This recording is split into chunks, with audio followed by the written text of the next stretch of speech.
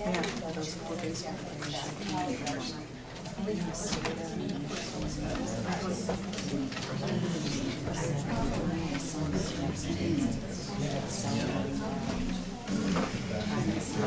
Bob, how many people are out in the hall? Three. Only three? Oh, so they can come in and stand easily if they need to. And often after we have portions of our meeting, people do peel off, so those folks will have a chance to find a seat shortly. Okay, good. Okay, can we have the pledge of allegiance?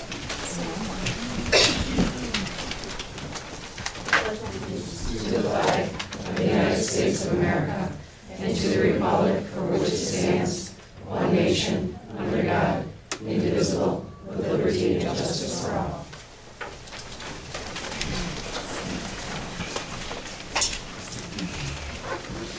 Can I have a motion to approve the agenda?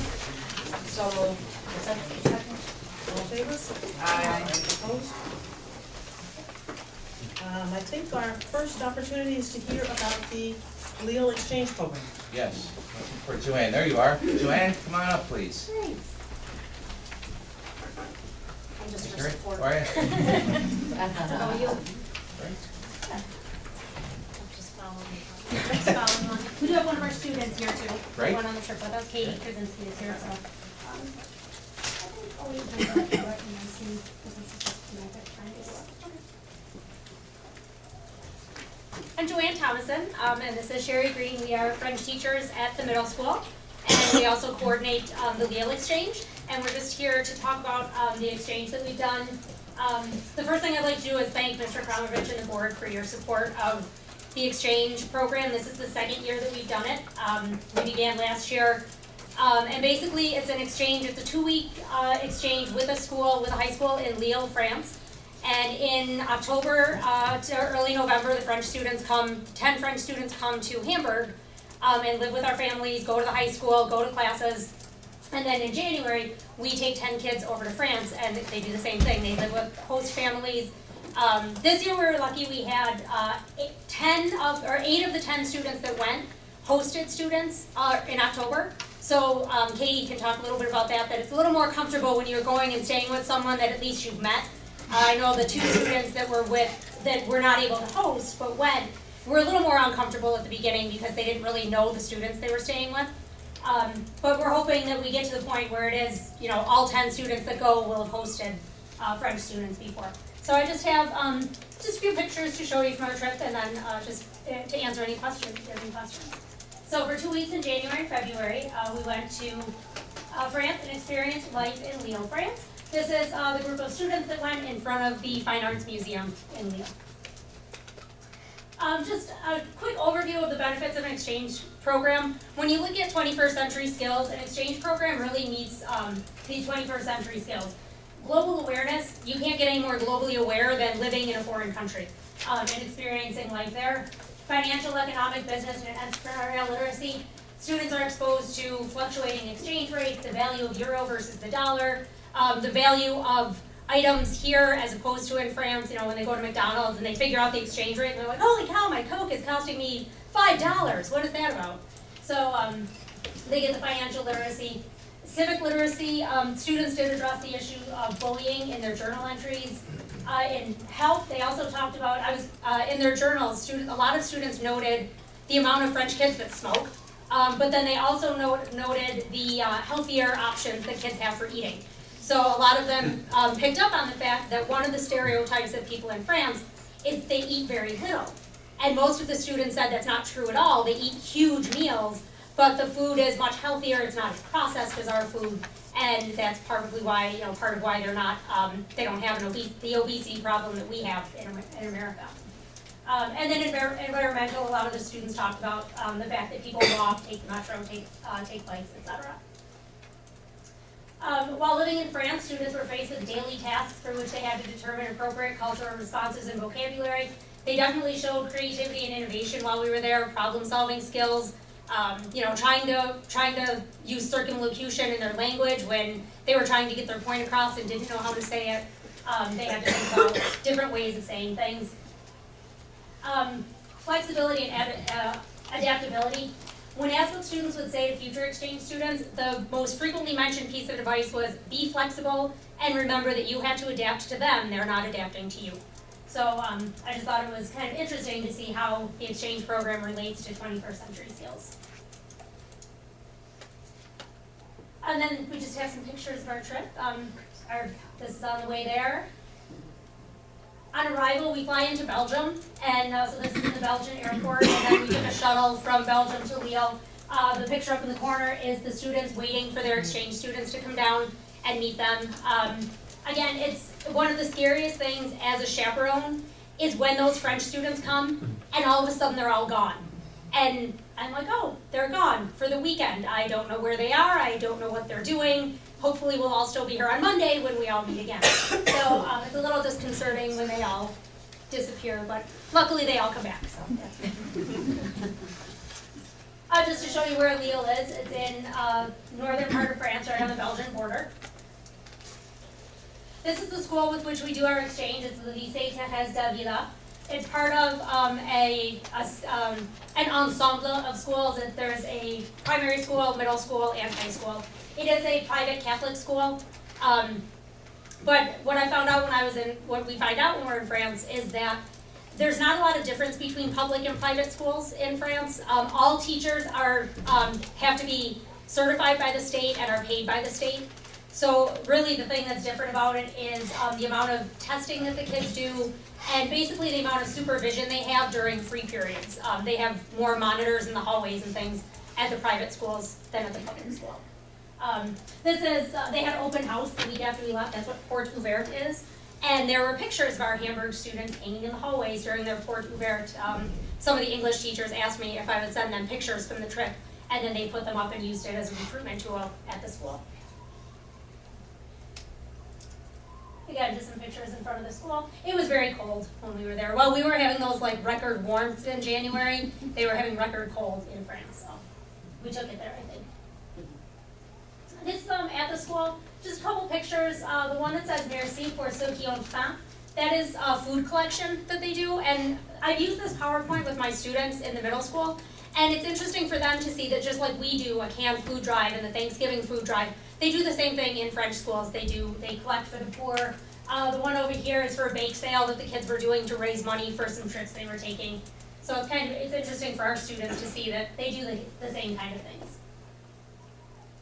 Again, just some pictures of the school. These are some of the French English teachers. So just a few of the teachers that we've met. This is the headmaster of the school. He's been here a couple times. He met with Mr. Kromovich when he was here in November. Gym class, they don't have gyms in their school. They have to go out to go to gym class. So there's a big sports facility. It's about 20 minutes from the school. So phys ed classes in France are anywhere from 2 to 3 hours long because the students they have to build in time for the students to walk to the facility they're using and then still have 45 minutes to an hour for gym class and enough time to walk back. So depending on what the activity is, when they're swimming, I think it's 3 hours because it gives them more time in the pool. So this is one of the facilities they go to, and they're doing rock climbing, so I thought that was kind of neat. Just some pictures this is the cafeteria. That's the salad bar at the cafeteria up there. They don't have a food pyramid or a food plate so much as we do, but they do have signs up in the cafeteria about what the better things are to eat, how many portions of each different type of thing you should have. And some pictures of the city. This is downtown. Some general pictures. There's an opera house up in the corner. The Fine Arts Museum again is over in the corner. I think it's interesting for the kids to go and see what the architecture is like and how different things are than they are here. The last weekend we were there was a big snowstorm. You can talk a little bit about the snowstorm because you got stuck in it. We went to Bruges, which is in Belgium, so it's about an hour and 10 minutes to drive there. and it started snowing while we were there. Big, beautiful snowflakes. It was gorgeous, like absolutely gorgeous. They probably got an inch or two of snow, and it was like everything shut down. They didn't know how to deal with the snow. It took us 5 hours to get back. 5 hours. I mean, they don't have the machinery, you know, and that type of thing to get rid of the snow. So it wasn't that fun. It was definitely beautiful, but not fun to be out in. This is in the Fine Arts Museum when we took the students to the Fine Arts Museum. Just a couple of sculptures. Up in the corner is an artist who's recreating a portrait. That's what she does for her website, is she recreates portraits. And just a little side note, because I thought this was so neat. I started talking to her because I love when you go to an art museum and you see an artist recreating a portrait. And I started talking to her, and I asked her if I could take her picture. And she said sure, and she asked me if I would email them to her when I got back. So I did, and I went to check out her website, and you could friend her on Facebook. And I'm like, oh, okay, I'll do that to check out her stuff. So I did, and a couple weeks later, she emailed me and thanked me for the pictures that I had sent her, and said that she was looking at my pictures on Facebook and thought my daughter was so adorable that she wanted to do a portrait of her and put it on her website. And I just today got an email from her that her picture's on the website. So, and it killed me all day because when I tried to go to the, she emailed me, she has my school email address, so she emailed me at school and told me the portrait was done. And I tried to go to her website, and it's blocked because it's a French website. Why did you point to me? So as I'm telling everybody in school, oh, my daughter's picture's on this French website, they're like, oh, let me see it. I said, oh, sorry, I can't. But I thought that, so it's really amazing. You know, you never know who you're going to meet or what's going to come of it. And I think Katie can probably talk a little bit about that too, the difference between, you know, living someplace and just visiting it. So.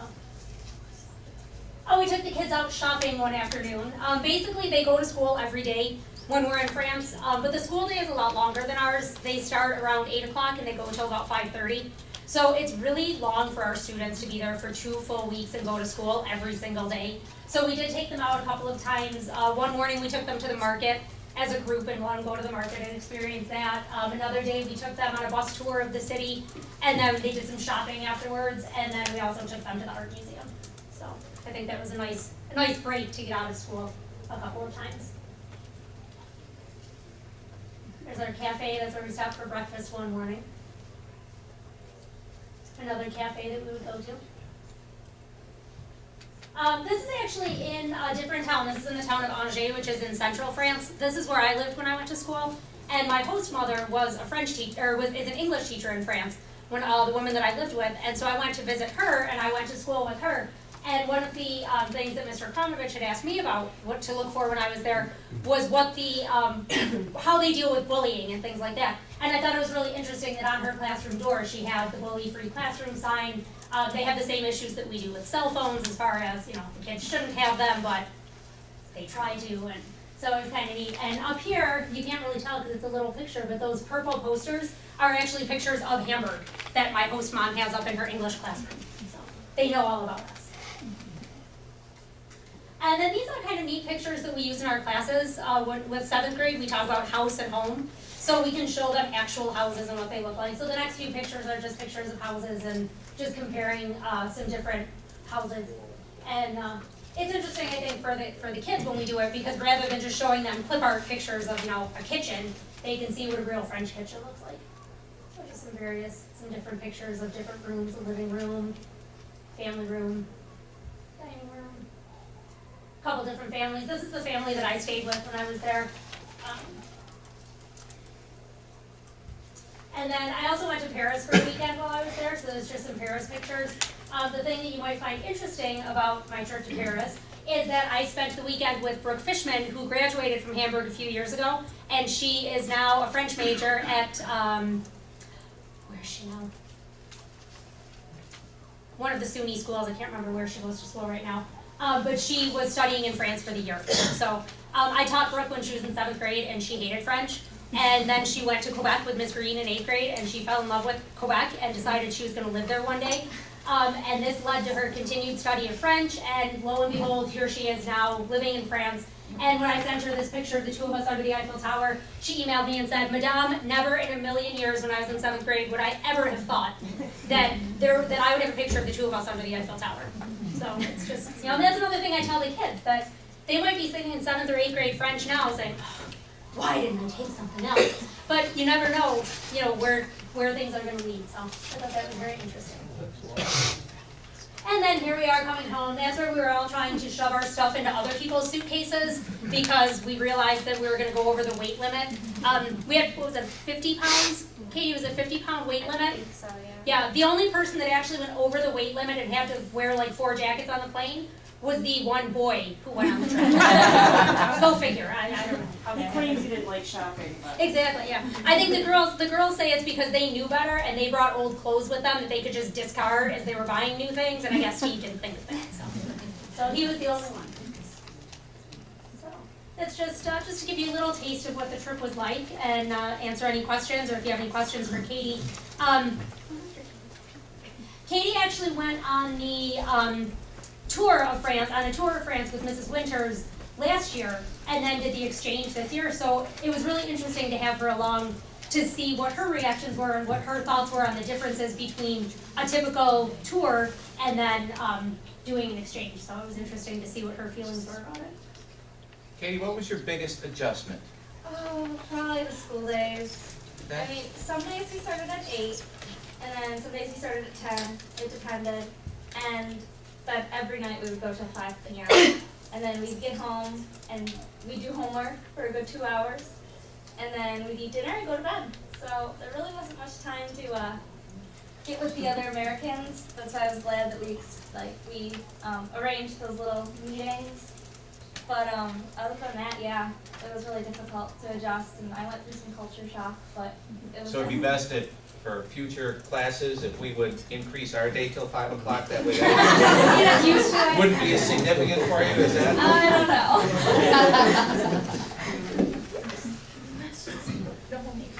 Anything you want Any more to share questions? about the experience? How about the food? Breakfast, lunch, and dinners. The dinners were so good. We had like this one pizza one night, and it had like tomatoes and everything. It was so good. And dessert was fantastic.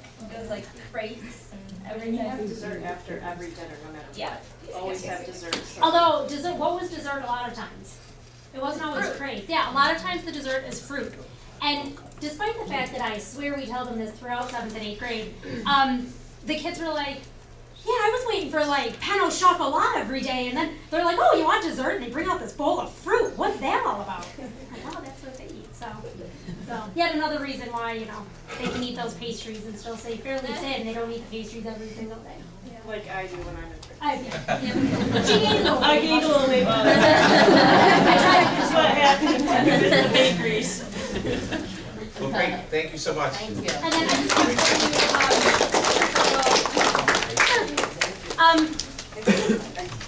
sorry. This is just some notes from the students' journals. I know Mr. Kramovich the kids did keep journals. Mr. Kramovich had those. I don't know if you guys were ever able to see them, or if you want to, I have them if you want me to leave them. But it's just interesting. It has some notes from the kids' journals and some things that, some of their thoughts on the trip too, so you can see what some of the students had to say. Thank you very much, and again, we thank you for your support, and I know our colleagues in France are hoping to come back in October, so hopefully we'll be good to go for another exchange. Thank you very much.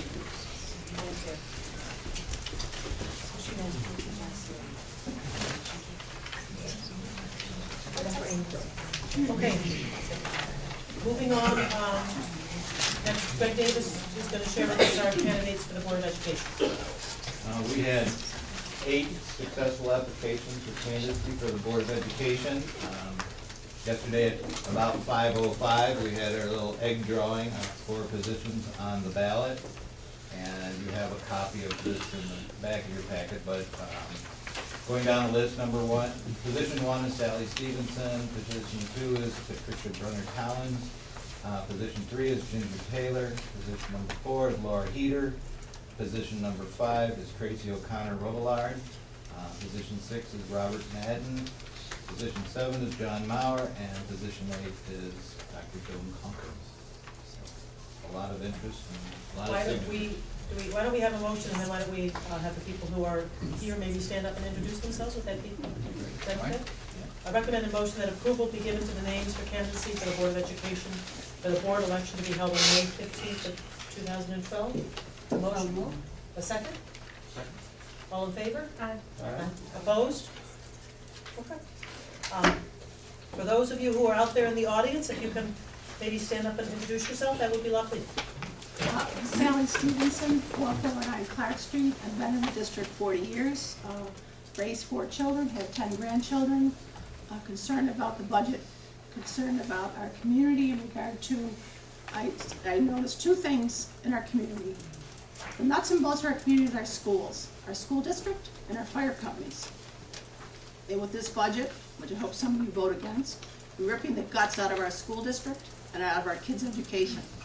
I remember when our school district was a top 4 school district. We're ranked way down. You've cut 5 science teachers in 2 years. Most of these people here that are being cut have been born and raised in this community and work here. I think Thank you. Thank you.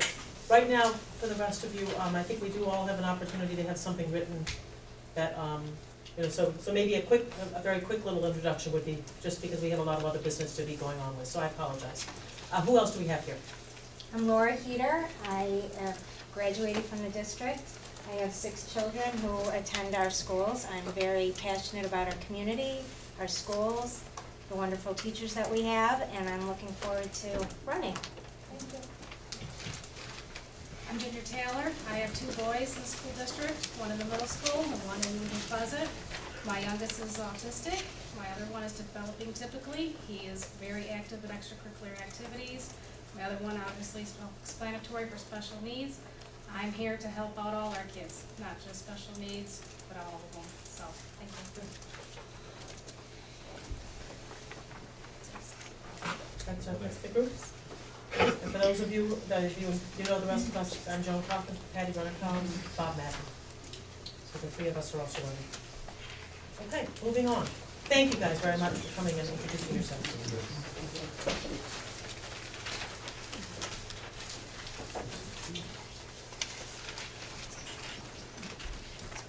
Department of Building reports that people want to, committee members want to share at all at the moment? Let's move the report to superintendent? Okay. Okay, so we've got a budget presentation next, and then we're going to have a recommend motion. Okay. Okay. The information that you're going to see here is the recommendation for the budget adoption.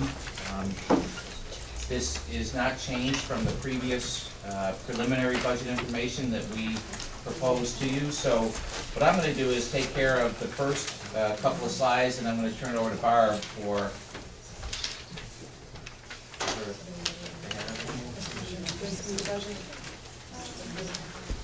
Oh, that? That's just it. Yeah. So here is the recommendation for the budget, $56,597,957 for next year. It's a decrease of $176,671. I think as we've gone through this process since November, the board certainly understands the issues that we faced in terms of declining revenues, limited revenues, and significant increases in expenditures. That's why you're seeing that reduction in the budget overall from one year to the next. When we held the meeting March 20th with the community, one of the Are we fighting? One of the areas that we Apologize. One of the areas that we talked about is our curriculum and those areas that we're looking to preserve and maintain, and a lot of that's the tradition and culture of Hamburg Central Schools. And we believe that in putting this budget forth, we've been able to maintain, sometimes on a limited basis, but able to maintain that excellence and high expectations that we have. We know that we're cutting into some programs, but our plan is to address curriculum issues, instruction issues next year as we look at further areas where we may be a little bit redundant in the curriculum. And we want to take next year to study those areas and then bring recommendations back to the Board of Education for potential curriculum changes that may lead to more efficiency in the district and provide as good or better program for our students. In looking at the budget recommendations and decisions.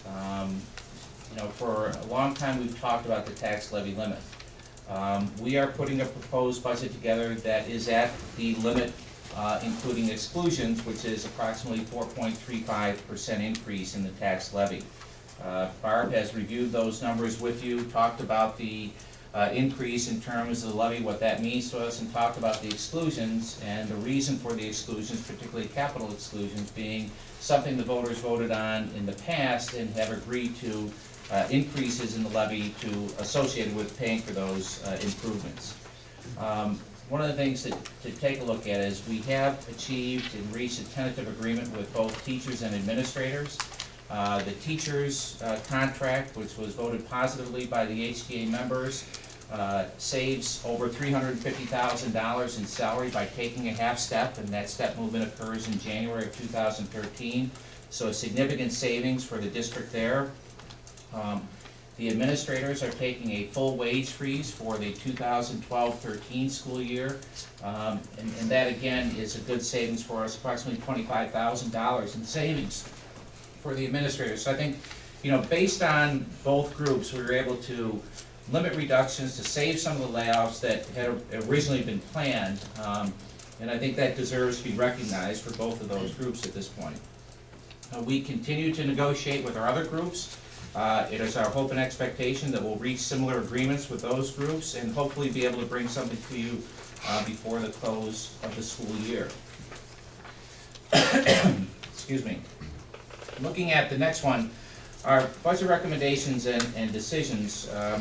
As we go through this, our reductions, we attempted to align our reductions in staff as closely as possible with retirements to avoid layoffs. We believe we've been as close as possible to that alignment.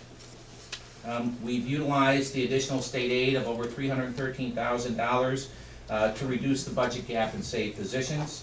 And we are recommending through this process a suspension of the requirement for life skills at the high school only for the 12-13 school year. What this does is allow life skills, nutrition, and the stress management programs to continue to be run with a slight reduction in staff at the high school level in the health department. So we are able to maintain the program, but it's not the requirement of life skills for every student, so therefore we still have the ability to offer those other two electives. I'm going to ask Barb to take us through the next slides because they deal with the financial issues, and Barb will finish up the presentation for you. Barb? Thank you. Just a quick overview of a compilation of slides you've seen before. Our revenue for 11-12, projected revenue for 12-13. There's significant difference. It's not quite as bad as we first started out with because of the increased state aid that we did receive just a few weeks back, but basically we are down nearly $1.7 million in anticipated revenue. It's a combination of many different things. The loss of federal jobs fund monies. State aid is actually up a little bit, the way, if you look at it this way, because of some reimbursement aids, but the foundation aid did remain the same. Our sales tax projection is up a little bit since spending is still continuing to stay at a little bit higher level locally. Other tax items are up for the 12-13 year, which are pilots. There was a little bit of a recalculation this year, so it was anticipated that we would receive only $50,000, but for 12-13 we're looking at somewhere more in the neighborhood of $120,000 plus some penalties is also in that number. Our designated fund balance, we believe we're not going to have as much to designate, so all of that added together does leave us with a significant decrease in revenues from the current fiscal year.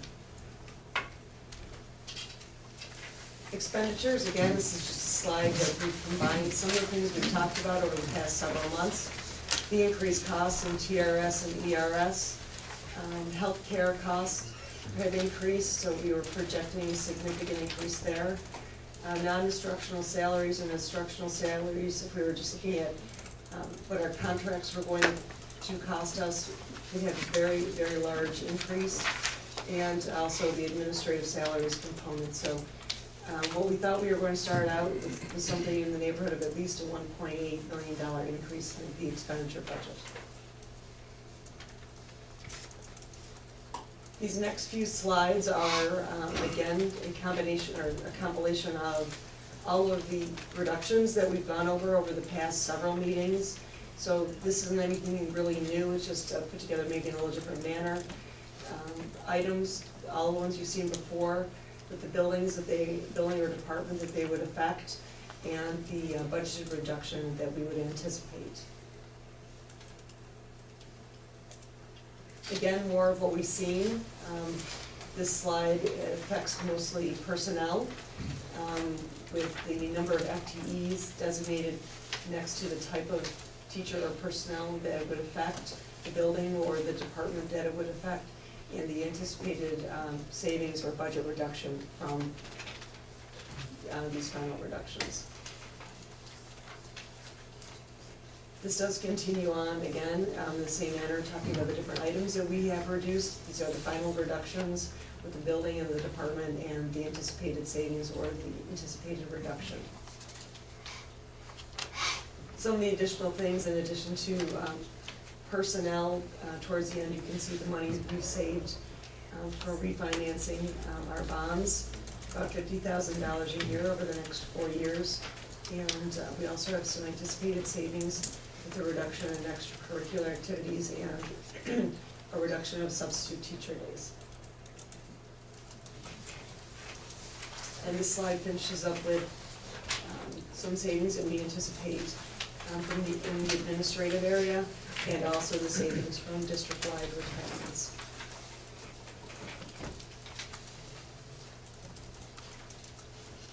Excuse me, I know I'm losing my voice. This slide here, again, you've seen this, it's just put together to show the reductions of personnel, building by building area, the teacher reductions, which is either through layoff or retirement. So it's not, it's a combination of one or the other. Support staff reductions or retirement, same with administration. And then the other areas district-wide and our BOCE savings. So if you've been here, obviously the board has, but if the public's been here throughout our preceding meetings, this really is just a final snapshot of all of the proposed reductions that we actually have implemented or will, excuse me, implement. This next slide is near and dear to my heart. It's the 3-part budget. It's what we are required by law to provide to people. We will be showing this at our budget hearing. There's a couple ways to look at a budget. You have a line item budget in front of you, which is probably one of the easiest ways to read a budget. It's a little bit more typical way that most people are comfortable looking at it, but by law we're required to put together what's called a 3-part budget, and those 3 parts are instructional or program, administration, and capital, and those are 3 component areas of the budget.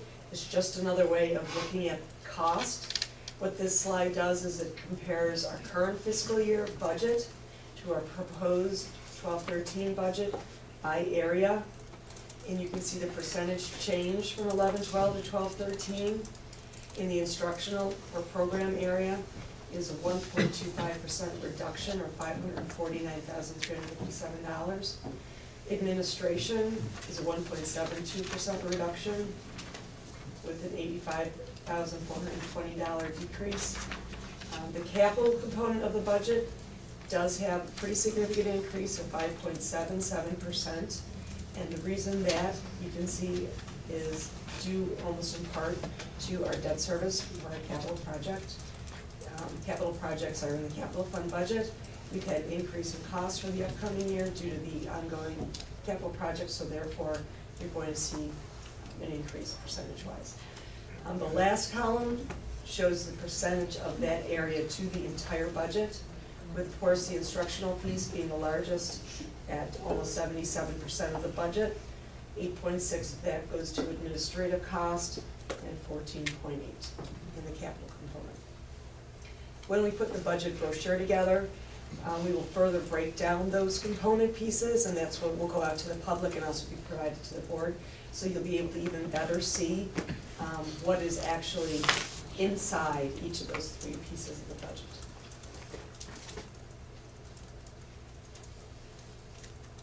Had to show it just one more time. This is what has been submitted. I should put submitted and amended, but anyway. This portion of the tax levy limitation calculation did not change when I amended the tax levy limitation calculation because of the increase in building aid.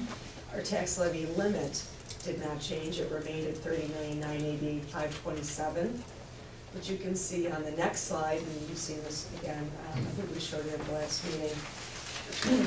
Since our building aid went up by about $1,800, we could no longer have that building aid excluded because we were receiving aid on it. So now our tax levy limit plus exclusions number was reduced by the same amount of $1,800 and change. So the total levy limitation with exclusions is slightly lower than it was, a few weeks ago. So I did go in and we did amend this as we were required to do, and we should be done with this.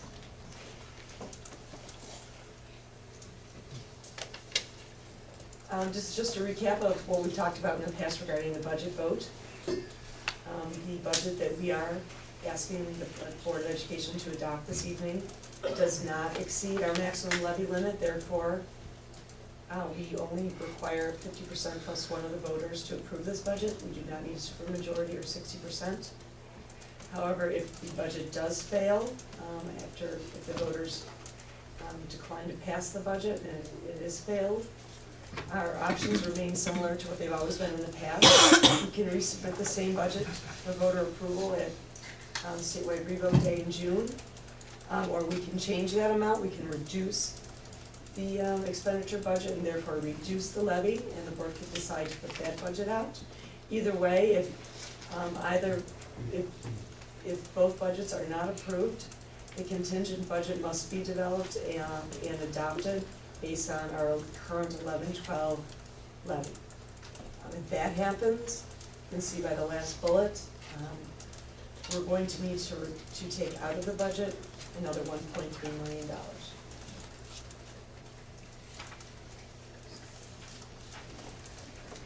One of the other things that I wanted to provide this evening,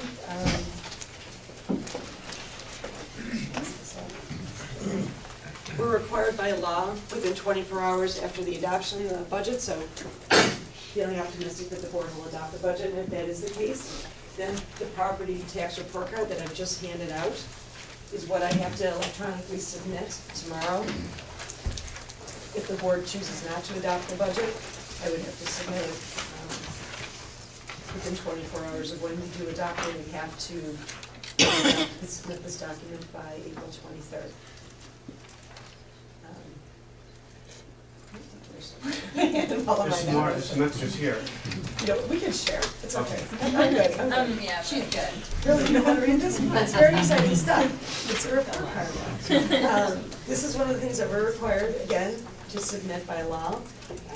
It compares our levy spending, our budgeted amount, our levy, even though it says proposed school year, obviously for 11-12 it's not proposed, it's what it is. So it compares our levy for 11-12, our school enrollment number to the 12-13 proposed budget. New on the property tax report card this year is a school tax levy limit, which is the base number before exclusion. So that's reflected on there, and we just saw it on the slide. Just like on the slide, you see the exclusions that we add on to it. The next number down is proposed school year tax levy. Without exclusions, it's a little funny, they almost say the same thing twice, but we receive this report card as it is, and we're required to complete it, even if we could have done a little better job with it, but it's okay. The next line down is the proposed school year tax levy, the $31,801,349, which is exactly what we just talked about on the slide. That's our maximum allowable levy by law, and so that's what I put on here. Our projected school enrollment, which I derived from the calculations that were done throughout the fall, based on what we thought we were going to see in enrollment for 12-13. The next column just shows percentage change. Our percentage change in spending is down 0.31%. The proposed school year tax levy, which we've discussed, is 4.35%. We are looking at a little over a 1% decrease in enrollment. And the consumer price index is provided, it's pre-populated by the state. On the bottom, this is where they're trying to compare our fund balance. And again, you have to remember, you folks might be used to words that aren't quite like this because just recently they've changed the language. The adjusted restricted fund balance is all of your reserves. In our case, it's just our unemployment reserve. Our debt service reserve is not in the general fund, so it doesn't get reflected in here. So the $24,041 is what is in our general fund in our unemployment reserve. I'm estimating the same amount for 12-13. I could have added on probably the 59 cents worth of interest that we've been happy to accrue, but I thought just to keep it simple, I would show the exact same number because interest is, as we all know, relatively negligible. Assigned appropriated fund balance is what we've called all throughout the years as appropriated fund balance. Appropriated fund balance to offset the tax levy. And what's also in that number is what we also had to appropriate for encumbrances. So that meant at the end of last year, we had bills that wouldn't get paid until we got into this year because they just didn't show up in time. You have to carry that forward as an appropriated fund balance. So even though we only appropriated $1.7 million to offset the levy, $26,227 was bills. I'm estimating $750,000 to offset this real property tax levy, and I chose not to estimate how much we may carry forward in bills because it's very difficult to say at this time, so I like to put in a number that I think is reasonable. So that's where the $750 comes from. Adjusted unrestricted fund balance. The next line down has also been called your unappropriated fund balance over the years. That's basically the percentage that you can carry forward based on your total spending for the upcoming fiscal year. This year we carried $703,709 forward, which is, as a percentage of the total budget, was 1.24%. This is still a projection, and you don't really know until your books are closed, which we won't really have this number until probably sometime in July, maybe at the beginning of August. But we're projecting it probably as something like an unrestricted fund balance of $234,000, which is a little less than 0.5%, 0.41% of the projected upcoming year's budget.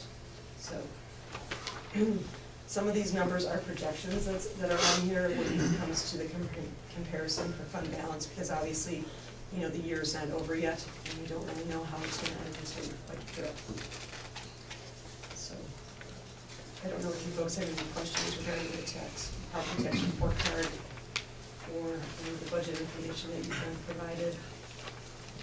I just have one question on, it may not be for you, Barb, but this public school, the enrollment that we have, that we're expecting for 12-13, is that what the is that an average, or is that a starting number on September 2nd on the first day of school, or an ending number?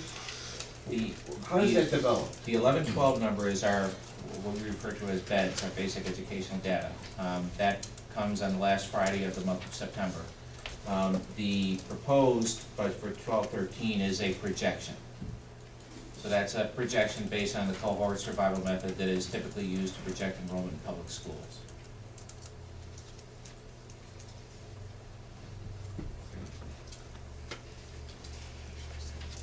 Question on the budget. I am questioning the, under instruction, administration, and improvement, Director of... What page are you on? 3. towards the bottom under instruction. Director of Curriculum Development, that is not currently a position we have filled, correct? And now we're budgeting for $120,000, and I know that we're projecting a $80,000 decrease for administration, roughly 80-some thousand. And I know that Mr. Davis's position, sorry to see you retired. I know this is the third time, but three times, right, three times a charm, okay? I'll believe it when I see it, but, Mr. Davis is retiring, and I know that's going to BOCES, so what is this position we're budgeting for? Okay, basically what I have here is, my understanding is we may see a title change from assistant superintendent to director, which even if it didn't change, even if there was no title change, the code would still remain the same. But what I've done here is I've allocated $120,000 towards a shared position, of which then on the revenue side of the house, I brought in $80,000, which would cover 50% of the salary plus the benefits, retirement, FICA, all of that, so that even though we're budgeting $120,000 for a shared position or potentially shared position, we would then, or if we were through BOCES, we would still need to pay the full amount out of the budget. But what I've done, like I said, is I've brought in the revenue on the other side as an offset, because you have to remember, if we're going to be paying for it, we have to make sure it's fully budgeted. So the only thing we can really do is budget the whole thing and then bring in an offsetting revenue. Okay, and that's fine, but we still have the assistant superintendent salary budgeted for on page 2. That is, on page 2, under legal services, look under legal services. assistant superintendent. That is Mr. Cheddar. Correct. So, This was Mr. Davis. correct, so it's gonna cost us $120 to go through BOCES? Okay, if we go through BOCES, Is this another position we're creating in the administration? No, we're not creating a position, it's actually reducing the salary line for Greg Davis's position, for that assistant superintendent position. As Barb said, the options that we've looked at would be changing this title to a director of curriculum instruction and assessment instead of assistant superintendent, and then reducing the salary line. The other part that we've talked about is looking at a shared position. So through a shared position, what Barb is saying is, the way the discussions have gone so far is Hamburg would be the LEA, we would be the district of hire.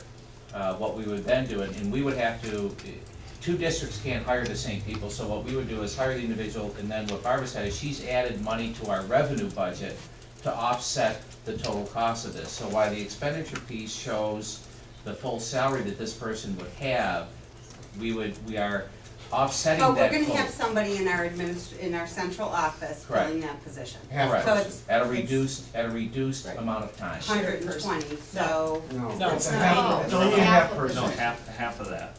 They're budgeting 120, which is the whole person, because you have to budget, because they're gonna be our employee.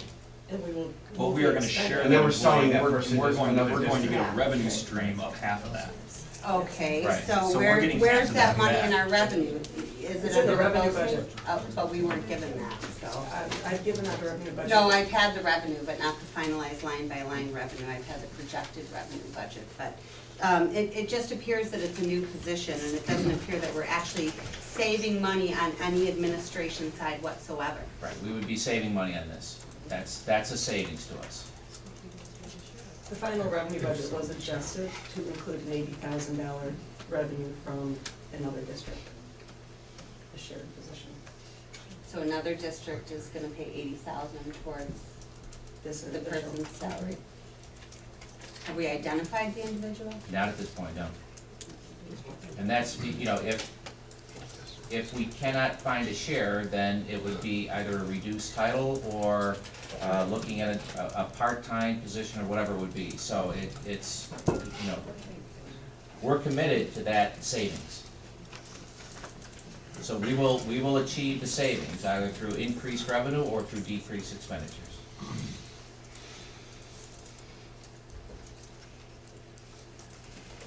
So that's Mr. Davis. Correct.